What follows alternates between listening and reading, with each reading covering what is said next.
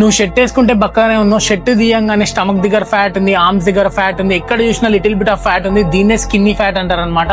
So మీరు ఈ situation లో ఉంటే మీరు చేయాల్సింది బాడీ రికంపోజిషన్ అనమాట. సో బాడీ రికంపోజిషన్ డైట్ ప్లాన్ ఎట్లా సెట్ చేసుకోవాలో సింపుల్ 2 స్టెప్స్ చెప్తా. ఈ వీడియో మొత్తం చూస్తే ఇంత సింపుల్ అని నువ్వే అంటావు అనమాట. ఫస్ట్ స్టెప్ ఏంటి అంటే ఇట్లా ఫుడ్ వేయింగ్ స్కేల్ ఒకటి కొనుక్కో.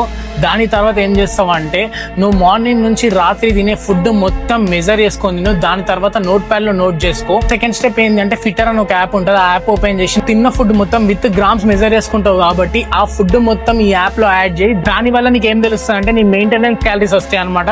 కానీ మీరు ఇక్కడ చూడాల్సింది ఏంది అంటే నువ్వు ప్రోటీన్ ఎంత తింటున్నావు, ఫ్యాట్స్ ఎంత తింటున్నావు, కార్బోహైడ్రేట్స్ ఎంత తింటున్నావు అనేది తెలియాలి. సో నీ బాడీ వెయిట్ 60 kgs ఉందనుకో, 60 × 1.5 అంటే 90 grams ఆఫ్ ప్రోటీన్ తింటున్నావు లేదా అనేది ఒకసారి చూసుకో. దాని తర్వాత ఫ్యాట్స్ విషయానికి వస్తే నువ్వు 60 kgs ఉన్నావు కాబట్టి 60 grams ఆఫ్ ఫ్యాట్స్ తిను.